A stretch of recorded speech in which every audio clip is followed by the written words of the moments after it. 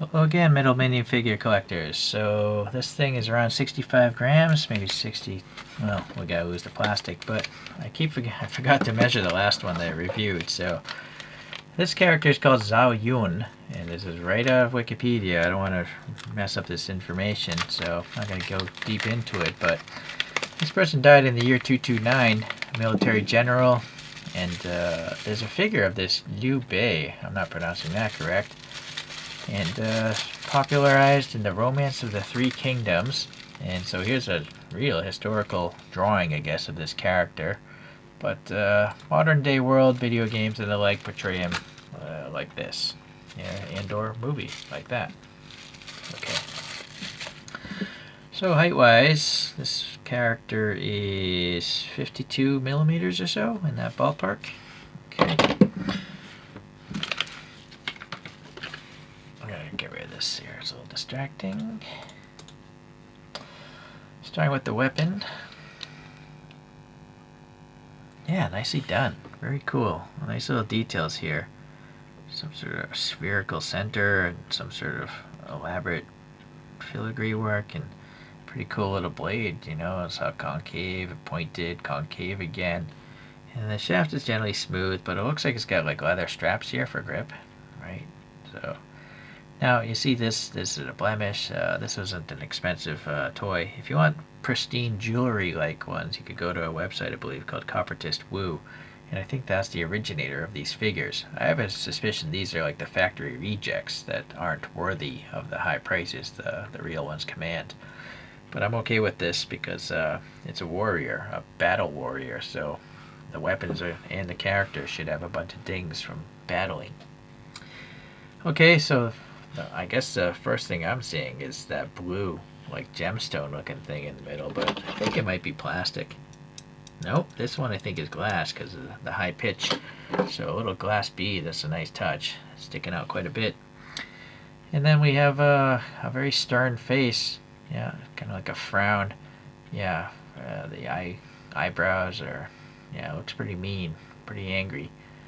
This helmet, a lot of nice details, right? Raised and lowered sections. So the height differences, you know, trap the paint wash, and that gives it a look of age. But if you wanted to, you could paint it, right? And then wipe off the extra, and so it'll look like colored panels. Not going to do that now, but maybe I'll do a different video where I maybe modify some of these things. Alright, it's just got a raw, you know, swatch of hair up here. I think this is like white copper, this stuff that looks like die-cast zinc. And then we do have a brass face, and I don't think it comes out. It's just all glued in place, is epoxied in place to keep that magnet from coming out, and that's fine by me. Okay, so the top of the shoulders here, it's got like a funky face detail, dragon face maybe, or some sort of monster face. The head will actually, well, it's colliding right here, this little part, but in general you could get a full 360 out of it. And then arm-wise, well, you're colliding some armor, but the magnet's keeping it in place, right? So that's nice. The one nice thing about magnets. And then this arm is 1 metal, 2 metal, 3 pieces, right? So very neat. Got like this gauntlet and the white copper. The arm is brass, and then more white copper, and then back to brass. Yeah, very cool. Very cool. Nice little detail here. This like overlapping scale armor. Maybe some fabric detail here. And again, nice deep crevices. You could add some different colored paints and make it a striped outfit. Pretty much symmetric on the other side, it looks like. And then we have a big dragon. I assume that's a dragon. What else would it be? So that's a dragon. Not sure what this is in Chinese folklore. Is that a... Please leave a comment if you're Chinese or you know about Chinese history. You know, what is this animal supposed to be? Is it a daruma? Wait, that could be Japanese. Never mind. Alright, well anyways, I didn't even catch this. Nice little texture in here, and then you have some rivet details here. Very neat. Alright, So yeah, the main body or the main torso looks like it's made of white copper, but you have this brass belt here. Yeah, very neat. Okay, you know, so these are, well, yeah, it's kind of like a round overlapping armor. And then the back, well, this is interesting. Is that a face? What's going on here? Some sort of emblem. I thought maybe it was like a casting blemish. Maybe down here? I don't know. But this clearly looks like this would be intentional. But I have no idea what it's supposed to be. Is it a emblem of sorts? Or just a random like texture? I don't know. Anyhow, maybe this is nice and deep. Some sort of details at the bottom of the cape. And some clasps or something holding that cape in that position. And then the socks and feet details. I don't know if these are considered shoes or if this person is wearing sandals and that's a strap and this is a strap. Leave a comment. And nice molded in stamping. So maybe that's the brand stamping. I have no idea which way is up. So, but it's a really nice detail. It's pretty cool. Alright. So being magnetic, yeah, you can just sit around and play with the thing on your table. So the upper inner torso, it's got basically a brass robe, you know, some nice crevices with some darkness, and just pretty much plain on this side. And this is the bulge of resin. It's literally trapping the magnets under a seal of resin because these magnets are so strong. Yeah, same here. There should be a bunch of resin holding that in place. I think it is. It looks a little glossy.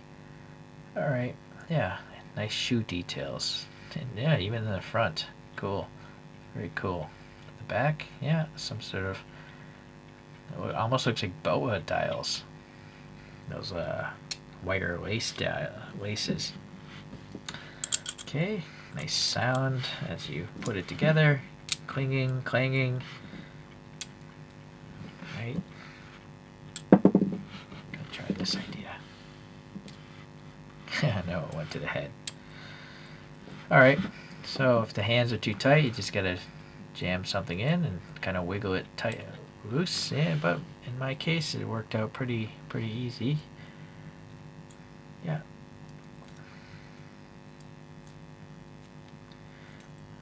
Yeah, you can bend the hand open or closed if you're careful. Do it slowly. But this looks pretty good. No need to modify. Alright, I have another Chinese general from the same time period called Lu Bu. Lu Bu. Alright. He's got the crazy copper hairdo. And this is the one I didn't measure, so if you missed the previous video, this character is around 55 millimeters high, I would say, in that ballpark. Yeah, under 60. And I gotta throw out a Lego, what looks like a Sasquatch on vacation. So naturally, right, it's based on Legos as far as the general size of it. And yeah, you could pose these killing monsters or battling in the like. But for me, I like the idea of them being metal because you can paint them, customize them, and then if you don't like it, just strip the paint off and do a different colorway. So I kind of complain about heavy metal toys because it does cost a lot to melt metal down and stuff like that. But for some reason, it works on these little minifigures. It's very satisfying clicking these things together and the weight of them. You know, a plastic minifigure, it wants to topple over because it's so light, right?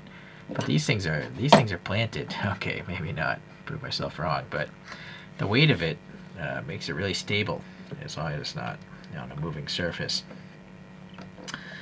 Alright, I appreciate you guys checking this out, and we'll see you the next time we get one of these things in.